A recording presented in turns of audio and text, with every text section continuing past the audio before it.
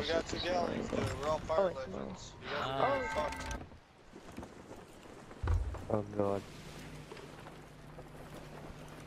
Nah, it's all good. Before we just scrape it, but that's it. Oh, never mind. We actually Dutch it? Wow. Of course.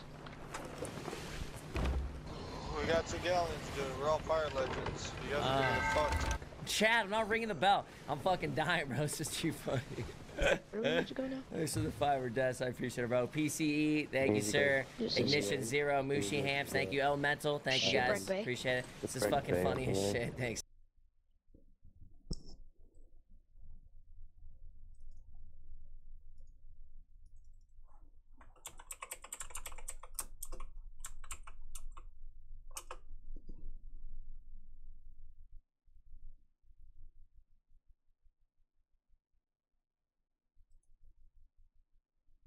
Hello everybody, welcome back to my channel. I'm Hey Shady Lady, and today we're going to talk about how to talk to yourself when nobody's there. And the reason we're talking about this is to help you out with streaming on Twitch or streaming on Facebook, YouTube, wherever you choose to stream. I am going to be specifically speaking about video game streamers, but I think these techniques and ideas can be applied to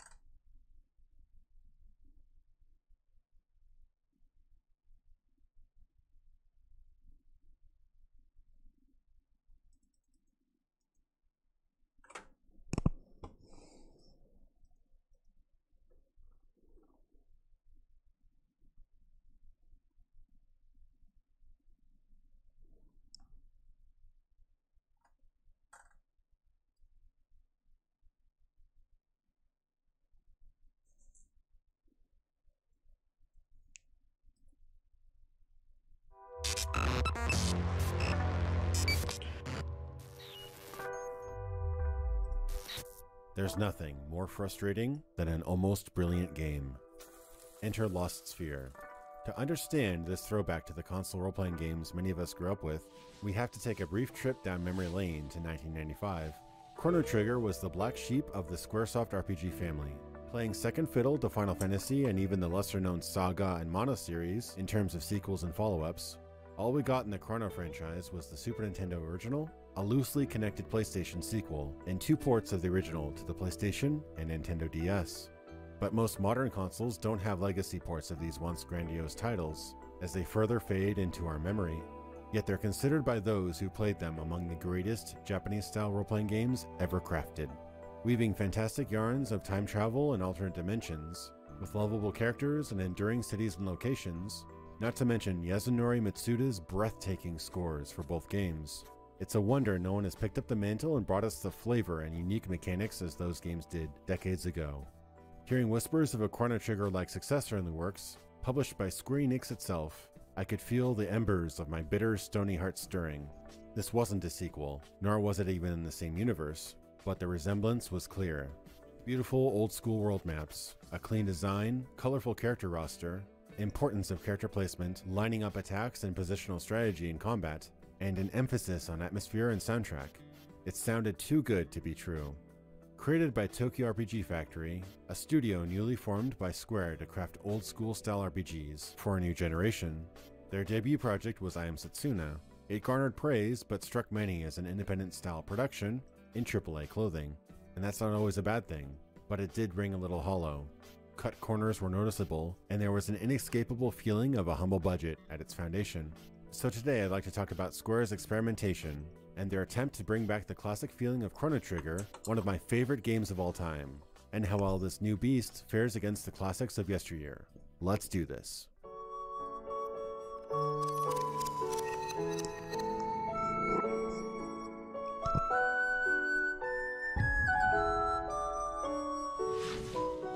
Lost Sphere aims to unearth the winning formula of classic games and make the improvements to gameplay, visuals, and story that 20 years of industry evolution could bring to the table.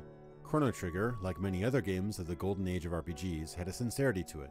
Due to the sheer effort, talent, and hard work put into it, these were the AAA games of their era, after all.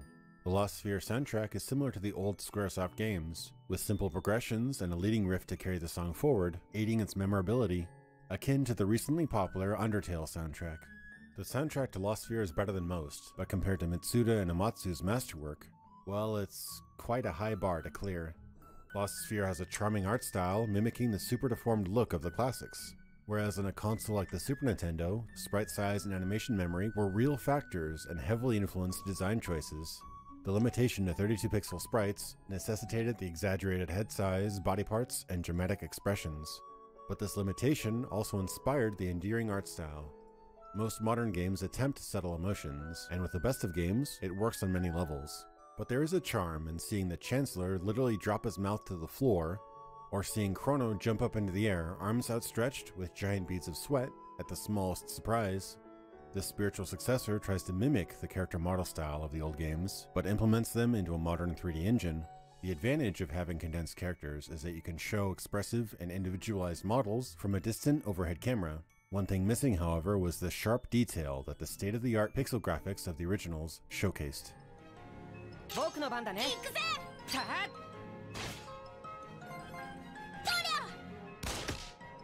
The 16-bit sound effects, though cruder and lower fidelity, carry much more impact when a sword is drawn, a critical hit is landed, or a power tech ability is used. Some abilities in Lost Sphere are satisfying, but the animations are fast, carry little weight, and don't use that time-stopping trick with a crunchy sound effect when landing a powerful blow to your enemies, something which made every critical hit and special attack in Chrono Trigger feel amazing.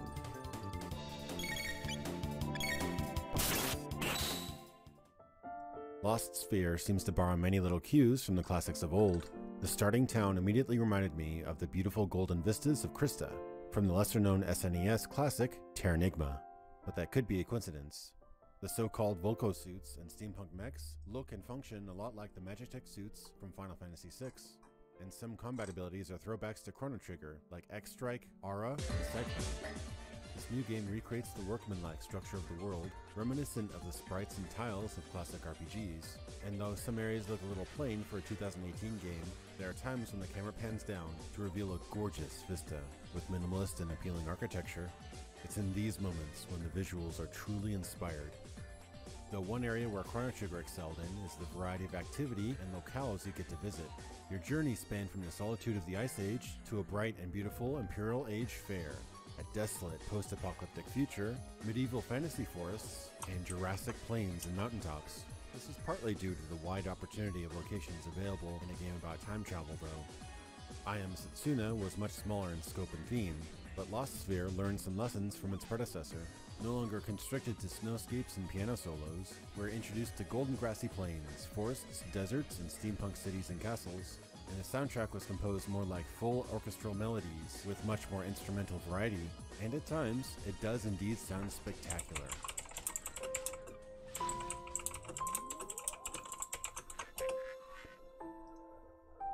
Lost Sphere is an unabashed throwback to the RPGs so popular in the Super Nintendo days of the early 1990s, but 2 decades of genre tropes colored the dialogue and stories of would-be successors. The style of tales told in earnest in the 80s and 90s now come off more like a tribute or a self-aware throwback. Most of the games of the era that inspired it begin with an initial incident, something to hook in the player and set the stage for the entire game to perform upon. For Final Fantasy VI, it was Terra's delve into the Narsh mines with other Imperial soldiers. When an Esper kills her captors and indirectly frees her from mind control, this catapults the story of her self-discovery, the long-standing conflict of humans and Espers, and the vile plots of those who seek to conquer both. For Secret of Mana, Randy is out exploring with friends, falls from atop a waterfall and stumbles upon the Sword of Mana. The ramifications of plucking it from its resting place brings on the monsters and dangers that get him exiled from his hometown and friends, to eventually saving the world from assured destruction. For Chrono Trigger, it started happily during the Millennial Fair. Chrono bumps into a fellow teen, and while at his inventor friend's demonstration of our newest creation, accidentally tears a hole in the fabric of time, leading his group to discovering mankind's future is doomed, and must now traverse time itself to repair the course of history. These are all great setups, and explicitly outline the framework of the pursuing story. So what do we have with Lost Sphere? Well, you see a king fighting in unknown ruins, but the world is soon consumed by white mist. Fast forward to some years later, in a small town, Kanata and his friends fight a few monsters, go out fishing, and their town turns white and non-existent when they return. Kanata figures out quickly that he can collect memories of each object or place that is lost, then consume those memories to restore it back to reality. Some memories are dropped by slaying creatures, others are collected by holding a button during dialogue, where an important line in a sentence is highlighted. You can restore entire lost locations on the world map, and in the various areas you visit during the adventure. This is a satisfying concept for the story, but the way it is executed throughout the game is a little dull at times. The game eventually builds a bit of mystery around these disappearances, and the clandestine actors who would take advantage of the situation for power, but the story needed to have a stronger catalyst, something that's gripping and creates a conflict to propel you through the rest of the story. Even the hook of restoring your own hometown is solved within the first hour or so. The characters lack a strong motivation. Most get along peachy until at least 5 or more hours into the game. A general guideline for compelling storytelling is to establish a protagonist, antagonist, and motivations early in the first act. Lost Sphere doesn't explore the main characters much, and there isn't much to keep you going beyond saving Kanata's hometown. Lazy dialogue transitions occur that have characters magically fade in and out of existence if they're not convenient to the plot at hand. One scene literally had the characters gawk about someone disappearing into thin air before their eyes, only to have one of them disappear right after that, since the game devs didn't know what to do with that character model at the time. Most 3D games get to use camera tricks to introduce characters that weren't present when you start a conversation. But in Lost Sphere, the game is dedicated to the old school overhead camera, and does not shift or adjust during dialogue. It is, however, chock full of quality of life features, like quick saves nearly anywhere, fast forwarding cutscenes and dialogue, rewinding if you missed a line or two, and queuing up items in a shop for easy pricing before buying. One great feature they added is a dedicated party chat button, which often leads the player to where they need to go next. A hint system without banging you over the head constantly with a quest marker. But little of the lore is a mystery for long, sometimes with a solution or answer to a burning question in the very same room, or randomly one of your party members will rattle off obscure history despite their previously unstated experience on the subject. Ridiculous detours and solutions like inventing a day-night cycle that had never existed in their civilization before, simply to sneak into a prison, or derailing the entire quest to find a stolen wallet, work to defeat player immersion. Now let's dig a little deeper. One major factor of the experience and willingness to be engaged with a storyline is context.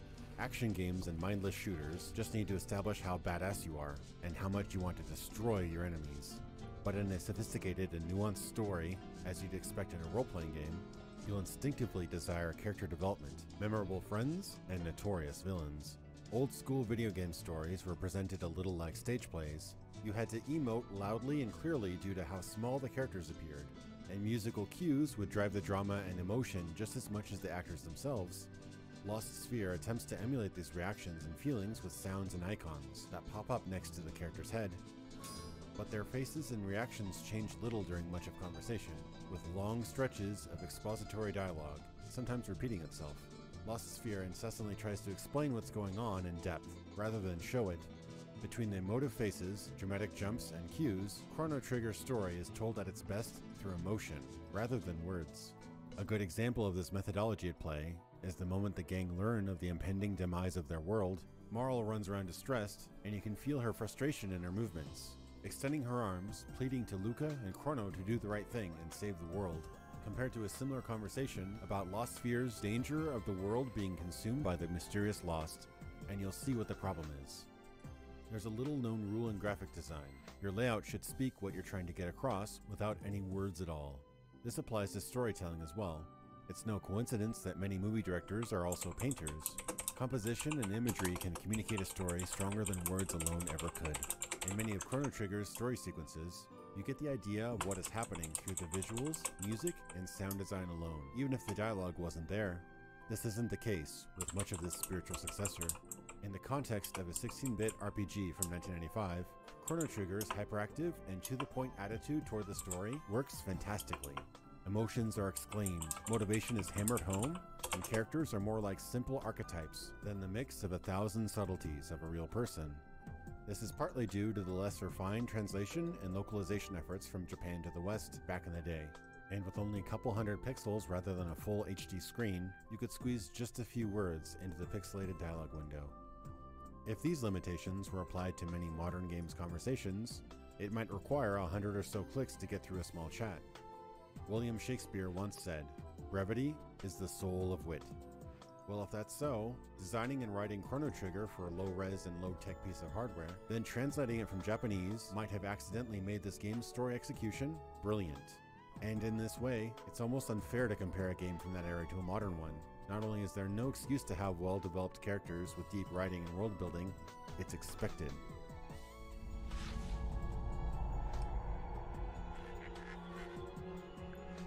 When the lauded active time battle system was already stagnating after use in several games in the 1990s, players were dazzled by the subtle yet rippling changes Chrono Trigger introduced to the standard combat formula, popularized by games like Final Fantasy, Breath of Fire, and Phantasy Star. It used to be that exploring and fighting took place in different worlds, loading a miniature battle arena in unforeseen random encounters just for the fight at hand, and taking one out of the experience. Conversely, Chrono Trigger's offering was seamless. Whereas attacks in Final Fantasy were either single target or all targets, Chrono Trigger innovated on this front. Some special attacks hit multiple targets in an array or around a small area of effect.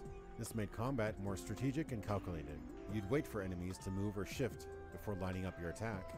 Combined with allowing 2 or 3 characters to do special attacks or defenses in tandem, made for a battle system easy to pick up but difficult to put down. Player characters were expertly designed in look and feel to have a strong personality both on and off the battlefield. Frog was the chivalrous knight who had tongue and sword-related attacks. Robo was the mechanoid from the future who fired rockets and lasers. Luca was an inventor who fought using her gadgets and flammables. Lost Sphere takes the simple combat design of Chrono Trigger and adds depth and complexity at every corner. This is easily the most welcome change it introduces. Modern graphics allow for a much wider battlefield to tacticize in. Attacks and spells come in all sorts: circles, rays, and squares. The area of effect is now clearly outlined in the battlefield as you plot it out.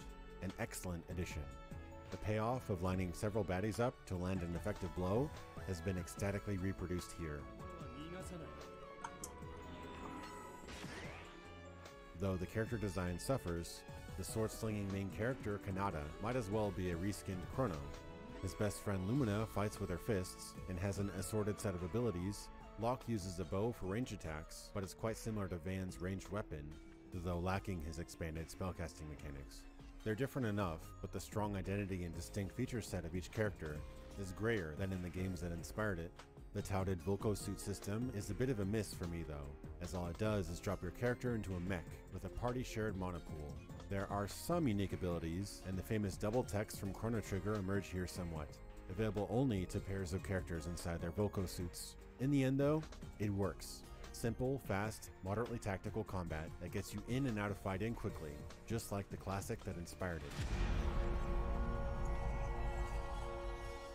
Lost Sphere ties in its story with an interesting progression mechanic, which involves crafting passive upgrades on the world map out of memories. This is meant to reflect the restoration of the world that happens throughout your adventure, and is fine, if only a minimal impact on your effectiveness. The Sprint Knight system, as borrowed from I Am Setsuna, is like a simplified version of the beloved Materia system from Final Fantasy VII. With this, you can combine special abilities, counters, and triggers together for a more tailored skill set. Other layers of depth thrown in include upgrading weapons and armor, and the momentum system sees a bar fill up over time during combat when you wait, attack, or get hit, with up to 3 pips appearing for each character. You can activate those in real time at the press of a button to bolster an attack, or activate a special effect on your spell, or save it up as a requirement for one of your Sprint Knight setups. And there are peripheral systems like food crafting and sublimation, which permanently adheses a momentum bonus to a Sprint Knight spell after continued use. There's an attempt at making a fleshed out system with many intricacies here, but it just feels like a "what about this too" design, rather than distilling what works and what doesn't to an elegant core set of mechanics. Chrono Trigger's combat wasn't complex, but there weren't needless complications added for the pursuit of depth. Chrono Trigger's scenario design was varied up in each new area you went to. You could be trying to plead your case in court one minute, only to be sneaking around guards the next. figuring out the controls to a crane or memorizing a password, or just playing around with carnival attractions for fun and rewards. Unfortunately, Lost Sphere relies too heavily on the basics. Walk around, talk to NPCs, buy equipment, fight a few monsters, repeat.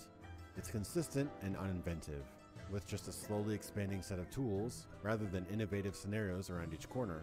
Though touting more complex and arguably deeper combat, it doesn't vary up its set pieces and mechanics as much as it could to keep things new and interesting. One minor annoyance is the fact that items outside of chests reappear when re-entering areas, making their acquisition seem trivial. But easily the biggest gameplay problem with Lost Sphere is its chaotic difficulty settings.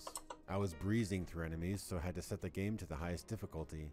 It was more satisfying this way until I hit a sudden boss fight, which was nigh impossible, with a single target performing one-shot kills multiple times before any of my 4 characters could act. Thankfully, you can swap difficulty on the fly, but this overcompensation of enemy turn speed and damage is way out of proportion, and makes for a rocky road for those wanting a moderate challenge.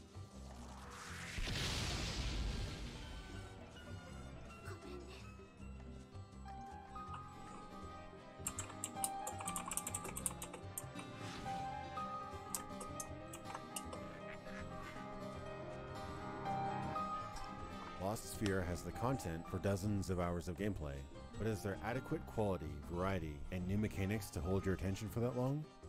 It's been compared to free-to-play and mobile games, which have notoriously muddied the waters of what the broad audience considers good value. You can play solid games for next to or literally nothing, but it's the hidden costs and manipulative game design that coerces people into coughing out money that becomes the true cost of some of these free-to-play games, your wasted time. How much a game should cost is subjective. Some of my most played games have been under $10, and some of the shortest campaigns I've enjoyed have been over $40. To expect a $1 per hour conversion of gameplay is a bit ridiculous. If that were the going rate, games like Wolfenstein: The New Colossus and Uncharted would go for about $10 to $15 at release. So my thought on the matter is that price should reflect quality, whether concentrated in a tightly knit, exceptionally acted and linear movie-like storyline, or spread out over many repeating or similar mechanics and gameplay, like a large open-world RPG or a survival game. Bigger budget games need to recoup their development costs, and so by necessity are priced higher. But in cases like No Man's Sky or Lost Sphere, the apparency of being a low to medium budget indie-like game makes the AAA retail pricing unpalatable. Lost Sphere is a good game, but the fact that it isn't a great one frustrates me. I desperately want to see a high-quality, old-school Japanese RPG like this to succeed and prove decades-old game design brilliance can shine once more. But in today's market, this title will be perceived as unremarkable and overpriced. Tokyo RPG Factory's heart is in the right place. They have all the right ingredients here. Heart, a simple storyline, a colorful world, and an engaging combat system. It feels more like a Golden Age RPG than pretty much anything out there I've played for years, even negating the changes that games like Final Fantasy VII and Chrono Cross made, such as flow-breaking combat with overlong animations. It gets about 75% of the way to becoming a successor to my favorites of the era, but it falls short in terms of a gripping story, emotion, or a consistently compelling drive forward. I enjoyed much of this game, but I can't help but feel there are many other games your average consumer would rather spend their hard-earned $50 on. And it seems Japan didn't jump ship for the game either, selling about 1/5 of the copies of I Am Setsuna.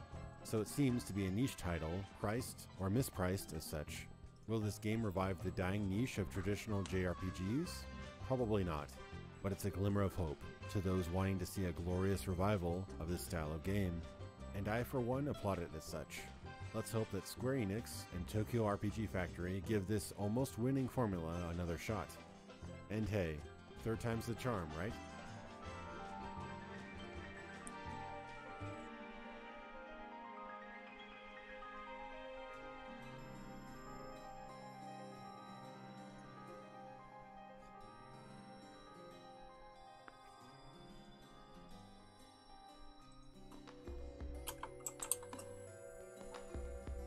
So you stayed through the whole video. Good on you. Let me know in the comments what you thought of Lost Sphere, the JRPG genre, or what you'd like to see in the future. My deepest appreciation to my amazing patrons who help make these videos possible, and thank you so much for watching.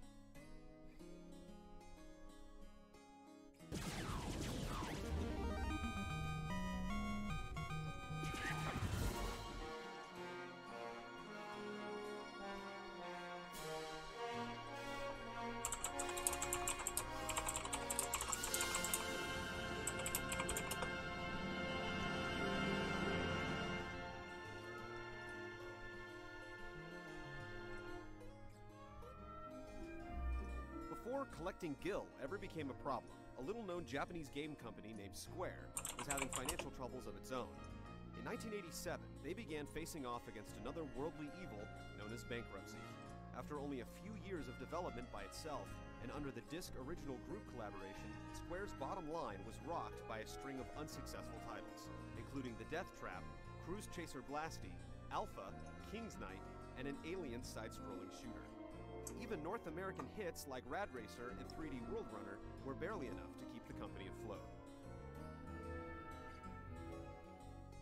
With the resources for one last effort, Square's Director of Planning and Development, Hironobu Sakaguchi, was given the terrifying task of making a game that could save Square's dwindling future in the industry. When asked what type of game he would like to make, he replied, "I don't think I have what it takes to make a good action game. I think I'm better at telling a story."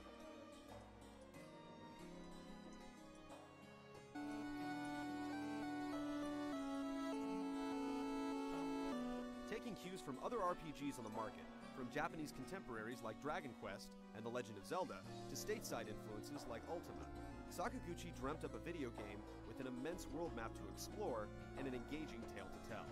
Convinced the Famicom RPG would be his swan song, he ironically named it Final Fantasy. Final Fantasy was released for the Famicom on December 18, 1987, just 2 days before Sega's Phantasy Star.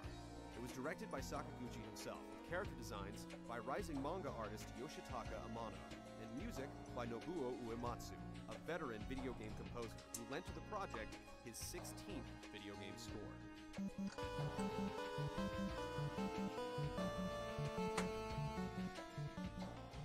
It told the story of the 4 warriors of light, bearers of ancient elemental artifacts, and heroes destined to save the land from a growing plague. Despite crystals eventually becoming the central theme of the sprite-based Final Fantasies, the original quest involved retrieving 4 orbs. The only crystal mentioned in the English version was the wizard Matoya's missing eye. The plot sent the 4 light warriors to hunt down the 4 fiends, demons responsible for plunging the world into darkness. This led them to Lich in the Cavern of Earth, Keri in the Gurgu Volcano, Kraken in the Sea Shrine, and Tiamat, high above the Mirage Tower in the Floating Sky Castle.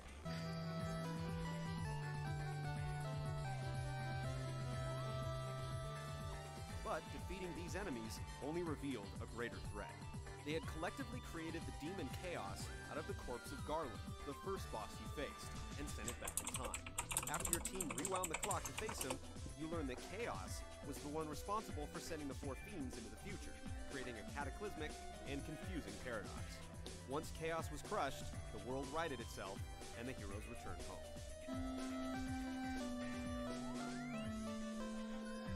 The story was epic for its time. Far from the gripping, dramatized narratives the series would eventually become known for.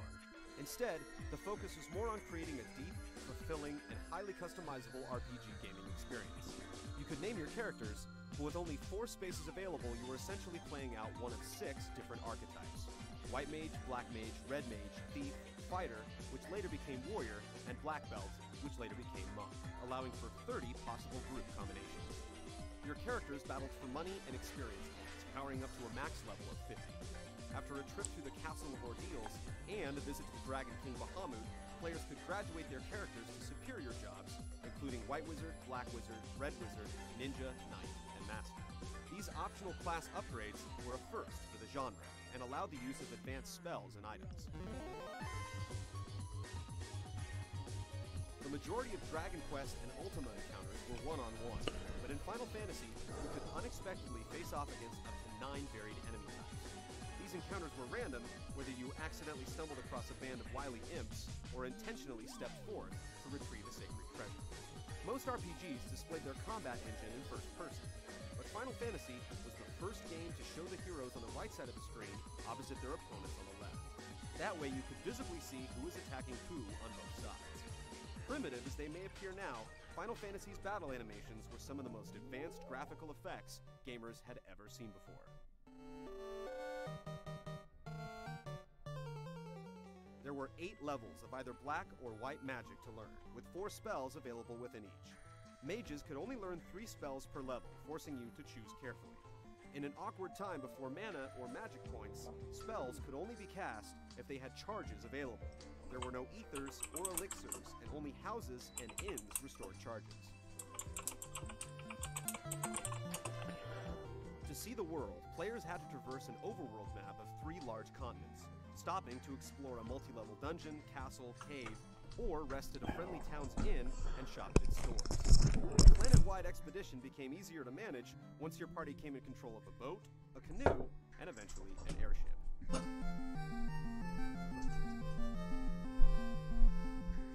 The flying machine granted you complete access to the map without random enemy encounters, provided you could find suitable terrain to land on. The canoe and boat were both open to surprise attacks, but holding A and pressing B several times while out in the open sea started a 15-block minigame that rewarded you with a little extra cash.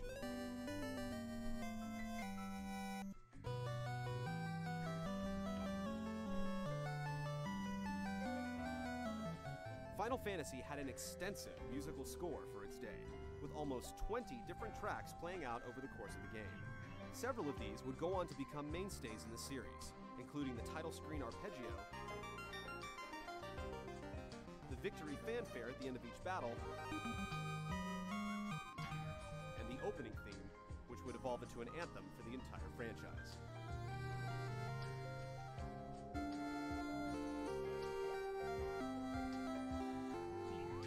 Final Fantasy was not an easy game. You could only save in inns or by using houses, and doing so didn't remove status effects like poison. Fallen allies could only be revived with the White Mage life spell, or by using heart-shaped clinics, which were cross-shaped churches in the Japanese version. Enemies didn't drop items, and some of the later spells became insanely expensive. And then there were ineffective attacks, meaning if one of your party members killed an enemy before the others got a chance to take a shot at him, their moves, or even their magical charges, would be wasted.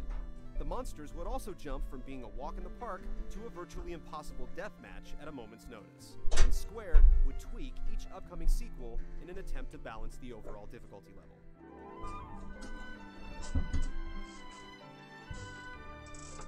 Fans were willing to put up with the punishment though, because Final Fantasy became one of the most popular RPGs of the 80s, and one of the most successful titles on the Famicom and Nintendo Entertainment System. It planted a seed that flourished into a lucrative series, one that as of last year had sold more than 68 million units worldwide. Final Fantasy has been repurposed for other consoles at least 7 times, more than any other role-playing game.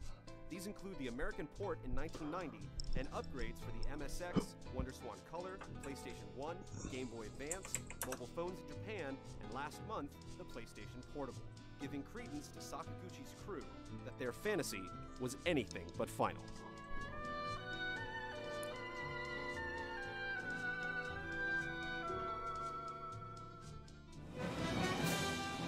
Join us next Sunday for the second chapter in our 13-part Final Fantasy retrospective. In Part 2, we'll begin our journey down an unbelievably long list of RPG titles, starting with the 2 immediate sequels that wouldn't cross the Pacific until after the end of the century. One initiated a controversial leveling system, and the other you probably just played on the DS for the first time.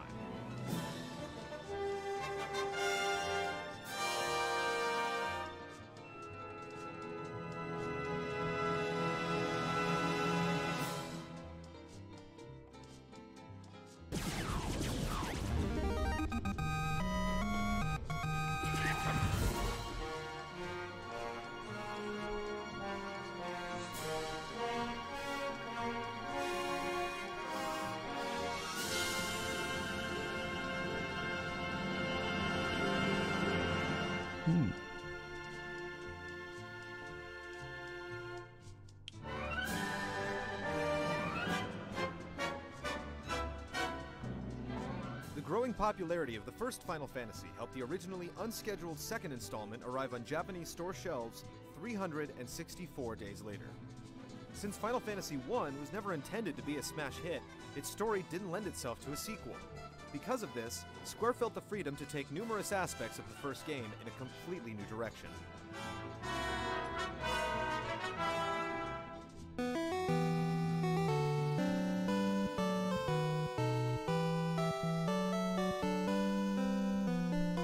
Final Fantasy II was released in Japan on December 17, 1988.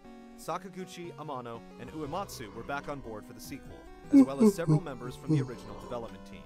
The story began with 4 youngsters fleeing the forces of the Emperor of Palamecia, who had attacked their hometown of Fynn and killed their parents.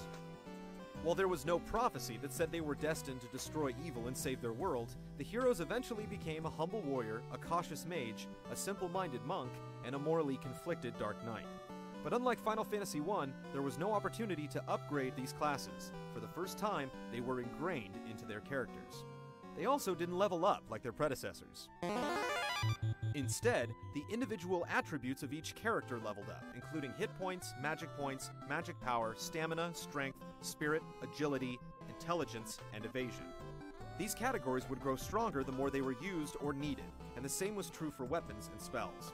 Focusing on a character's melee or magical abilities would cause the opposite to be adversely affected, forcing players to choose one or the other. This new system was designed to create a more realistic progression formula based on cause and effect, and give the player more control over what piece of armor, type of weapon, or brand of magic they wanted to increase in power. However, it opened up several opportunities to cheat the system and build up your characters much faster than intended.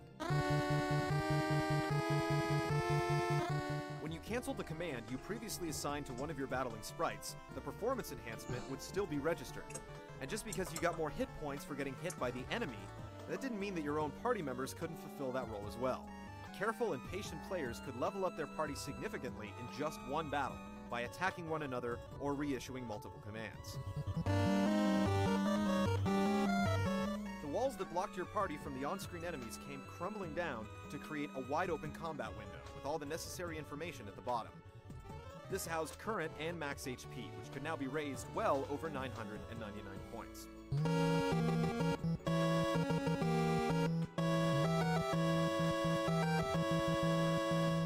Final Fantasy II also fashioned a new style of questing and story progression, which involved memorizing key terms from NPC dialogues that would be brought up in later conversations. It was a process that involved lots of unpredictable inspection and time-consuming bouts of trial and error going through the conversation trees. Mechanical and heavily scripted as it may have been, this new way of playing introduced a higher degree of hands-on interactivity that allowed players to be socially immersed in the game's world.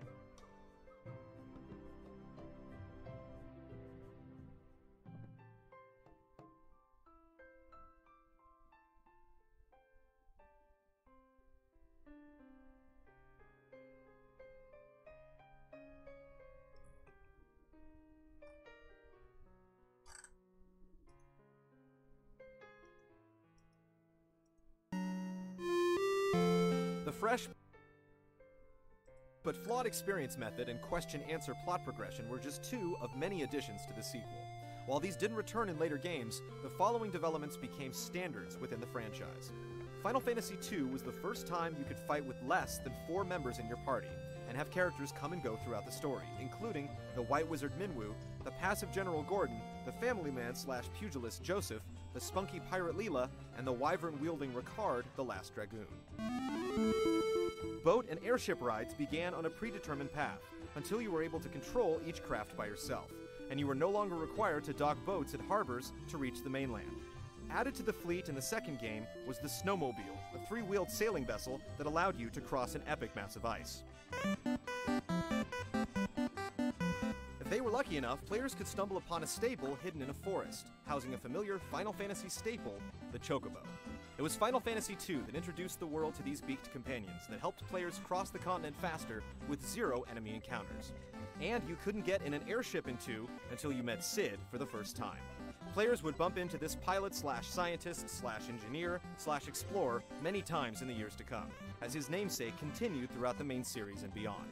Cid taxied you around the map and eventually gave you his pride and joy to use at your leisure.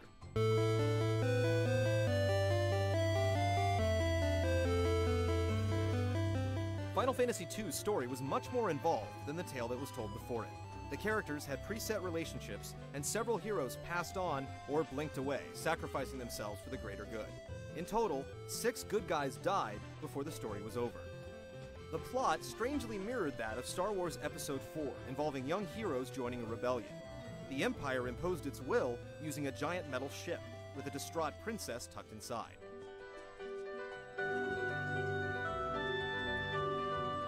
Final Fantasy II almost made its way to the States in 1990 under the subtitle Dark Shadow over Palakia, but it was cancelled due to development time and the release of the Super Nintendo.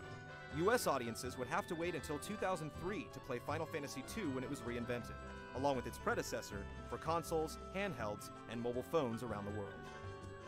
Final Fantasy II was the first sequel in the industry not to feature any characters or locations from the game that preceded it. It turned the unexpected RPG series into a bona fide franchise, and left Japanese gamers waiting for 16 months to play the next sequel.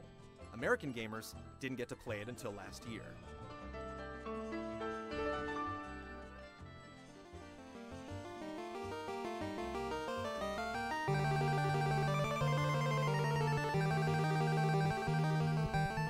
Final Fantasy III was released in Japan on April 27, 1990, and was once again forged by the team that created the series. It began with an earthquake opening up a hidden cavern entrance on a floating island near the village of Ur. 4 orphaned youngsters disguised as Onion Knights left their guardian in search of the Altar Cave. Within it, they discovered the Wind Crystal. The crystal bestowed upon them jobs, a Final Fantasy tradition. Instead of choosing one class or having the story do it for you, FF3 let you switch between multiple professions, including newcomers Archer, Scholar, Geomancer, Viking, Magic Knight, Bard, and Sage. All carried specific weapons and armor, and more were unlocked when each new crystal was found. Each job had its own special skill, and Final Fantasy III opened up a new space in your battle menu to include it. This gave thieves the ability to steal, and dragoons the opportunity to jump. But no matter the job, they all leveled up the same way, as the experience point system returned from the first game. 2 of the more significant new jobs were Conjurer and Summoner. Both of them were able to bring forth magical beings for the first time in the series. These summons, like Odin, Ramu, Shiva, Ifrit, Titan, and Leviathan, could be purchased in stores or obtained by defeating the powerful creatures themselves. They played no role in the actual storyline, but their additional firepower was definitely welcome. Just as the second chapter introduced chocobos, the third forced you to meet Moogles, cute, fuzzy little bat-winged bear monsters that guarded the reclusive wizard Doga. The Moogle would become a series staple, selling you magic, fighting alongside your party, and keeping your online house in order. To lighten up the early game's inventory limitations, 3 fed their bird runners a little too much grain and produced fat chocobos, plump creatures that could swallow items and transport heavy loads across the map. A submarine and several new types of airships were introduced in 3, including the Nautilus, Enterprise, and the Invincible, a warship that could be explored like a castle, complete with shops and private quarters. Cid helped you tour the skies once again, and even followed your party around for a while once you freed him from the ghost town of Kazis.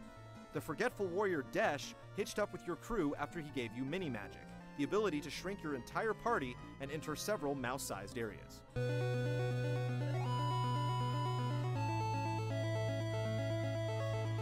The story placed the 4 orphaned heroes in an eternal struggle between the forces of light and darkness. When one was disrupted, the other would call on 4 warriors to reset the fragile equilibrium. Ages ago, foolish mortals attempted to absorb the power of light, calling forth dark warriors to fight back. The Gulgans, a circle of blind prophets, predicted that one day the reverse would occur, and these light warriors would hopefully restore the balance for good.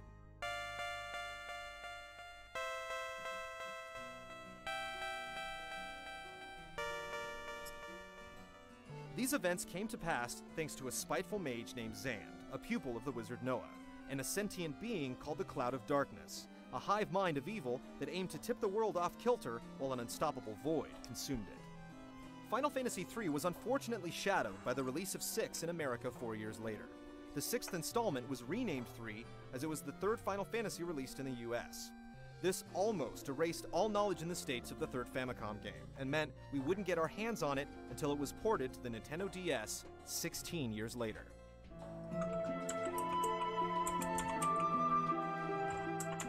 The 3rd Final Fantasy was a huge adventure, definitely the biggest RPG Square had made so far.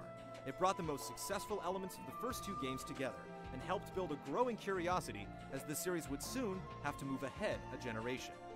But before it made the jump, it met another proud landmark in its 20-year history. On July 12, 1990, 2 months after Final Fantasy III came out in Japan, the original Fantasy was released on the Nintendo Entertainment System in America, and a legion of English-speaking gamers boarded an airship ride into the future of role-playing.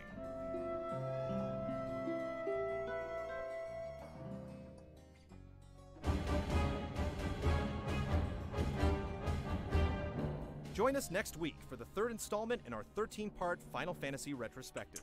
In Part 3, we'll continue on to the next 2 games in the series that premiered the active time battle system and ability points, and began an unforgettable 16-bit trilogy on the Super Famicom.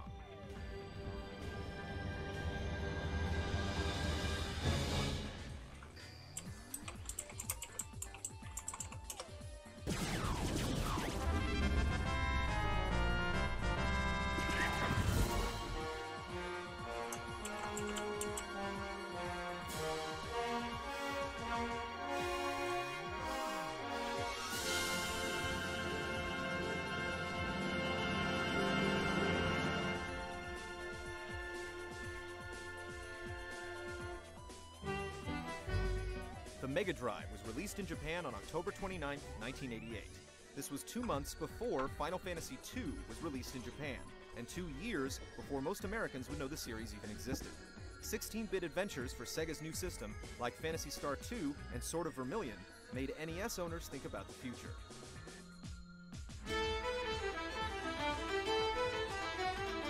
The Super Famicom didn't arrive in Japan until November 11, 1990. It handled thousands of colors, dozens of sprites on screen, and 8 channels of sampled sound in full stereo. Backgrounds came to life thanks to Mode 7, which allowed layers to be scaled and rotated. It also supported 4 megabyte storage units, so anyone inclined to make a role-playing game with this technology could potentially squeeze 40 to 50 hours of gameplay into one plastic cartridge. The Super versions of the NES and Famicom hit the market running thanks to their epic fan base and solid relationships with third-party developers, including Square. A 4th Fantasy was inevitable.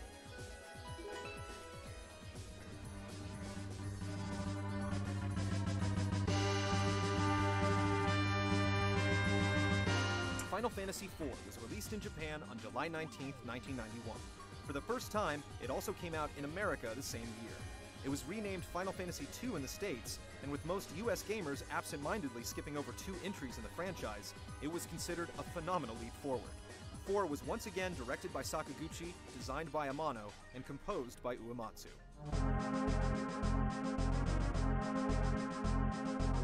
Final Fantasy IV had a unique protagonist, straying from the series' tendency to place massive burdens on heroes with little to no combat experience. 4's heavily conflicted leading man was Cecil, a Dark Knight of the Kingdom of Baron and commander of the Monarchy's airship fleet called the Red Wings.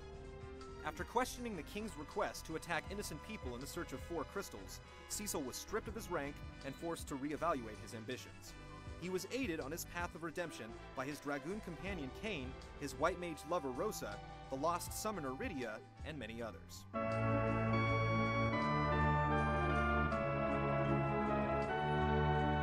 Final Fantasy IV removed the interchangeable job system from the previous game to focus on the characters, similar to the plot-driven party swapping from 2. Jobs were already assigned and oftentimes related to the plot. Spells and summons were now learned by levels, through specific battle criteria or in accordance with the story. You never knew what crew you were going to end up with, but the arrangements were given a boost by allowing an extra character, making the battle line built for 5, for the first and only time. Telepathic hypnosis played a big factor in characters leaving your group.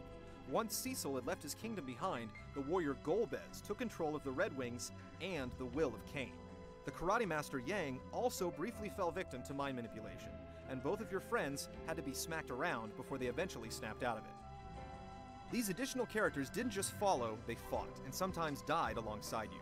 Your ranks gained the abilities of Tella, the vengeful mage, Edward, the pensive bard, Palom and Porum, a precocious pair of young mages, Edge, an impulsive prince, and Fusoya, a resident of the moon with many buried secrets to tell. Even the Tinkerer Cid grabbed a club and finally took matters into his own hands. It's also worth noting that Rydia is one of the only characters in the entire franchise that goes through a permanent physical transformation. She left your party unexpectedly and resurfaced in the Land of Summons, where time moved faster. She dropped her ability to perform white magic, but gained several new spells, her full summoning potential, and a matured character sprite. 4's biggest technical influence on the rest of the series was the introduction of the active time battle system created by Hiroyuki Ito. With it, adversaries don't wait patiently for players to input actions. Instead, each enemy and character gets a turn every few seconds, with players forced to act quickly if they want to finish the battle with minimal damage. The system made combat a bit livelier, allowing for more engrossing gameplay. The battle screens added unique terrain layouts underneath their heroes and enemies. The environments, characters, monsters, and bosses all received a significant improvement in detail. Group spells all animated at the same time. Smoke and fog was now transparent. Square clearly proved that Final Fantasy IV could not have been done on the 8-bit Nintendo. You could even adjust the color of the menus.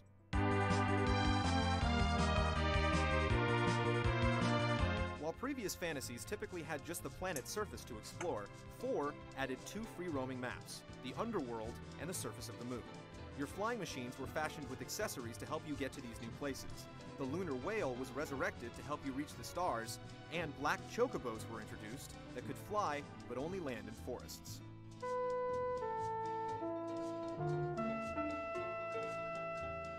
All of Nobuo Uematsu's scores have been exceptional for their era, but Final Fantasy IV was the first noticeable example of the melodic subtleties and enduring themes that his work has gradually become famous for.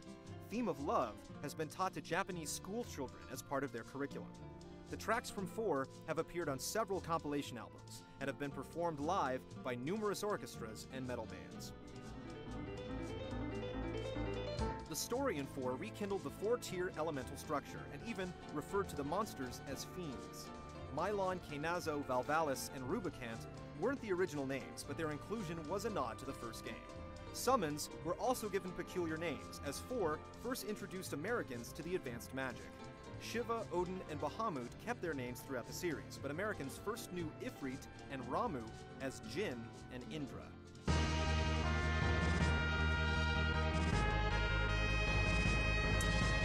One of the towns in 4 began a Final Fantasy tradition of names reappearing in later games, as Mysidia, originally from Final Fantasy II, returns as a homey mage village.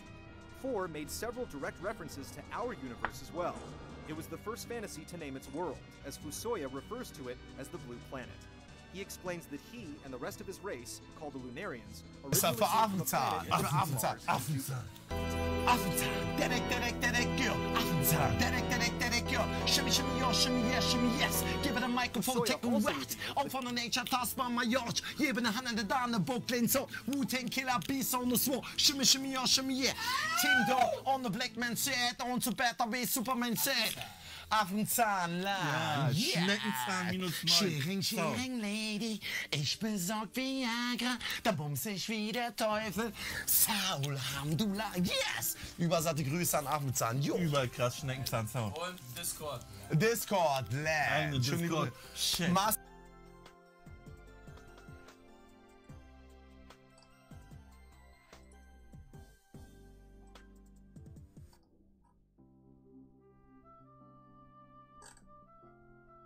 Das noch, okay? Und dann hast du Shimmy und Sally an. Okay, alles klar. Alles klar, für Affenzahn. Für Affenzahn. Affenzahn.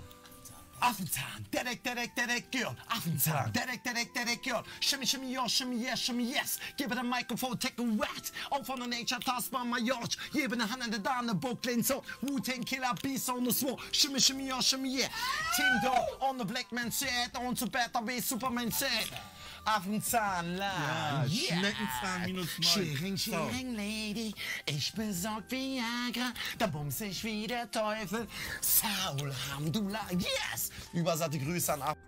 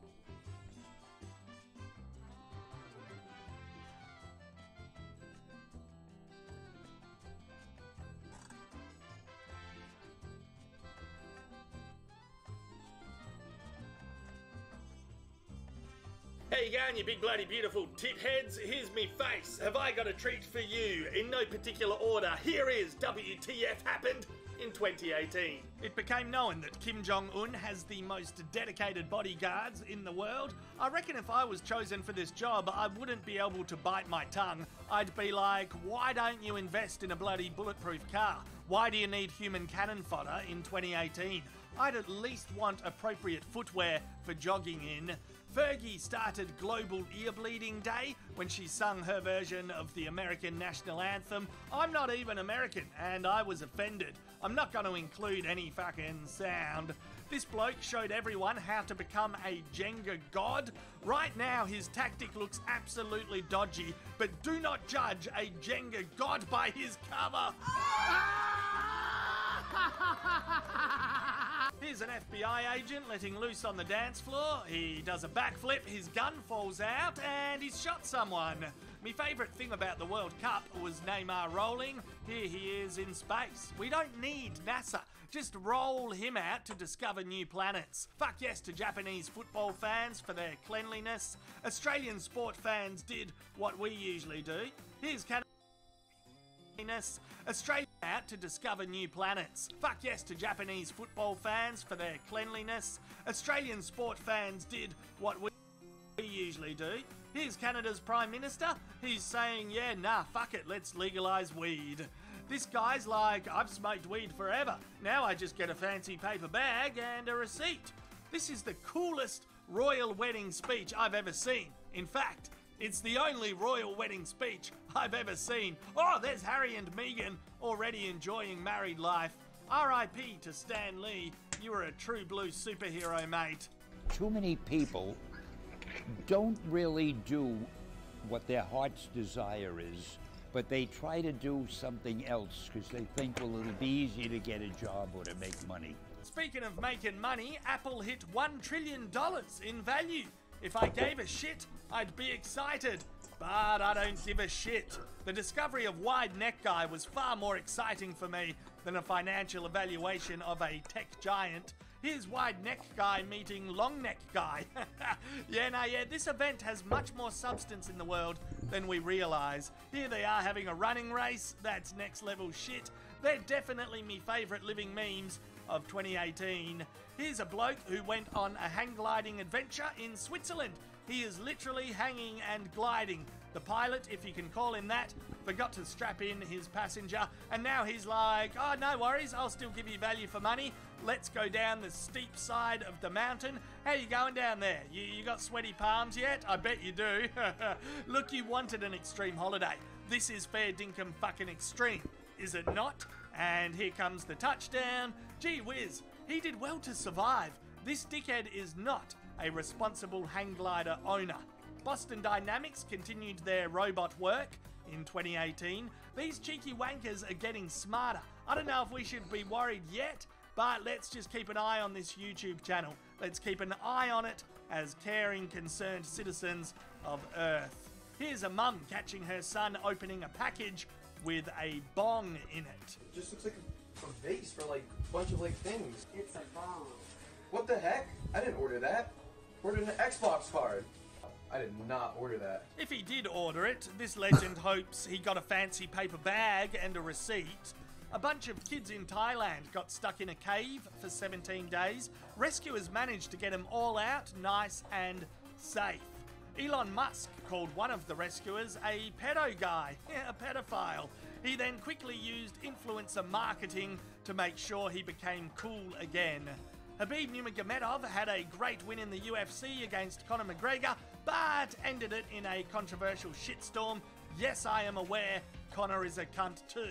It's been a turbulent year for social media. As a content creator that uploads to Facebook as much as YouTube, I've been keeping a close eye on what's happening with that platform. Old mate Zuckerberg had to show up in Congress in the US and answer a bunch of questions about the internet, privacy and social media. Some of it was really interesting. Other times he was just offering tech support to elderly politicians. He was like, yeah, nah, I don't know what your question is. Maybe just do a power cycle, just switch your modem off and turn it on again, unplug everything. You should be right. You should be right. Yeah, no, it's a bit fucked, old Facebook. Over on YouTube, content creators seem to do quite well. Mr. Beast has a bottomless pit of money to give away. I don't know what his business model is, but yeah, nah, all power to him. I don't know why there's beef between PewDiePie and T-Series. I wish they could get along. Little Tay came and went from social media. I didn't pronounce that very gangster at all. Little Tay, fuck it, Little Tay came and went on the digital landscape, which happens. This shit cost me $200,000. I'm only 9 years old. I ain't got no license. YouTubers creating live conventions became a new cash cow. Look, fucking TanaCon seemed like it was a hoot. FusyTube's convention was off the chain by the looks. To anyone who went to that, I hope you learnt a fuckload about digital media. Videos titled "We Broke Up" were a thing. Those were definitely a thing that got lots of views. Me and my wife are going okay, and our baby son is fine, so I don't think I can cash in on the "We Broke Up" genre unless I lie to you about everything. I could just fucking lie. You wouldn't know. How do you know when we lie? You don't know. Fortnite was a huge craze. Ninja got to go on Ellen. That's pretty good. I reckon he got loads of new fans in the female-skewed 40-plus demographic, and Ellen probably got loads of new fans in the 8 to 17 male-skewed demographic. Yeah, sweet collab. I genuinely enjoyed the live streaming boxing matches that YouTubers put on this year, and I'm still trying to figure out what TikTok is. I don't know what TikTok is, so I need to watch the local news to find out. So remember Vine?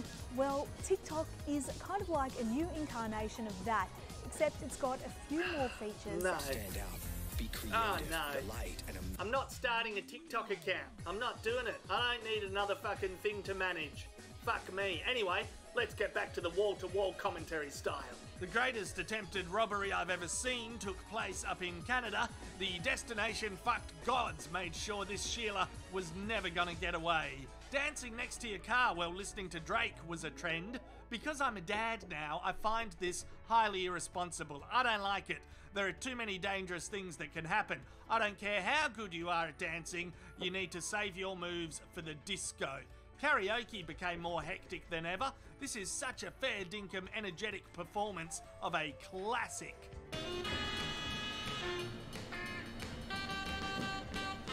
Tequila.